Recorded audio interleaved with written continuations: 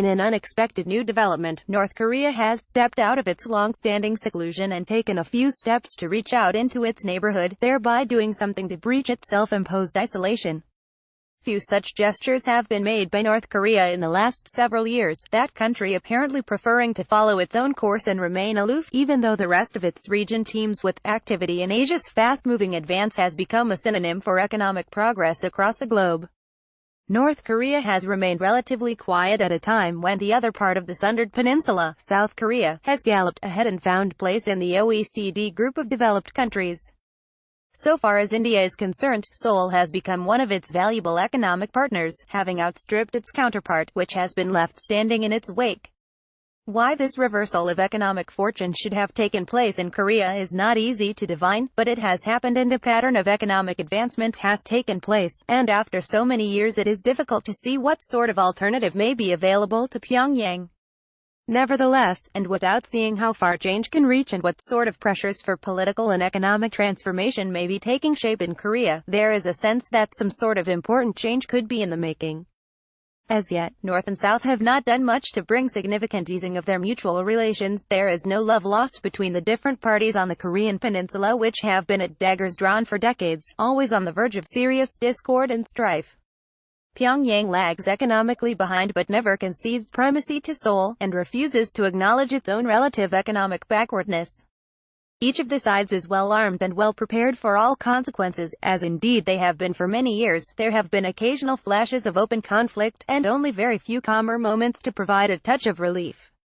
It is because of this long and unhappy background that the most recent developments have given a hint of change and brought a measure of hope that matters could improve. Internal changes in North Korea have been an important part of the changing scenario, with some slight easing of movement so as to permit a little coming and going between North and South, and there have been other helpful gestures too, with the parties taking advantage of the Great Olympic Sporting Assembly that permitted large numbers of athletes to come together and revive memories and experiences, which remained potent decades after the Korean War of the 1950s. All this, the important shift in the situation that brought North Korea into the reckoning, was unexpected, even startling. Relations between that country and the U.S. had long remained hostile, and there seemed no prospect of change, both having settled into a frozen relationship that left no room for anything but offensive exchanges. But in the midst of the long-standing harsh exchanges, a wholly unexpected reversal of events took place, and North Korea and the U.S. decided to bury their differences and turn a new leaf in their relations. This abrupt change in events appears to owe much to President Trump, who is believed to pride himself on his deal-making ability and seemed very willing to come to terms with Pyongyang. Before the parties got together and made common cause, it seemed most unlikely that they would succeed, but President Trump proved his staff and his advisors wrong, wresting himself free of the constraints normally attached to a head of state, and taking in his own hands his country's dealings with North Korea. The foreign policy purists were taken aback, as well they might have been, and nobody would recommend such a course as the standard way of dealing with such situations, but in this particular case, much was achieved through the exercise of presidential choice. North Korea and the U.S. may still be far removed from the kind of cooperation that some may desire, but their exchanges of the last few weeks have undoubtedly opened a new era that has put away, at least for the present, the bitter exchanges that marked their earlier relationship. One of the important factors that appear to have had an impact on the changed situation is the rise of China and its enlarged influence on regional affairs. China has been North Korea's bulwark from the earliest days and has never lost its preeminence in this respect. It has sometimes looked like a difficult balancing act between China and the different countries of the area, driven as they are by diverse interests and conflicting demands. The regimented, well-drilled society of the North has not lost its ability to take initiative as and when the need arises, and it has now shown readiness to join the U.S. in the kind of venture that required unaccustomed flexibility from both sides.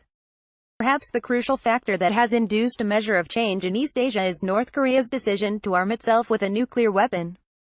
This has been a profoundly disturbing development, for reasons that are very well known, but yet it would seem that North Korea has ventured into this very sensitive territory, to the great complication of its expectation of any sort of normal association with others in its region. Non-proliferation is a very important doctrine for Japan and will no doubt continue to attract sanctions as it has for many decades, even if the U.S. finds a less stringent way of expressing its views. Nor can it be supposed that the nuclear and other challenges remote from India, for neighboring Pakistan has labored intensively to obtain a nuclear weapon and has succeeded in meeting its goal. North Korea took the initiative in this respect, fearing that it could be subjected to nuclear attack and should therefore be enabled to defend itself with all manner of weapons, including nuclear weapons. Pakistan has ostensibly followed much the same path, though it has been led into a dangerous strategy of brandishing nuclear weapons at its foes, including India. Asia's eastern rim has at times been overwhelmed by problems and beset with instability. However, there seems to be a calmer prospect for the immediate future. President Trump's forceful ways appear to have paid off for the present, to the benefit of the affairs of the region. But further tests lie ahead. The writer is India's former Foreign Secretary. The Statesman, India, published in Dawn, April 4, 2018.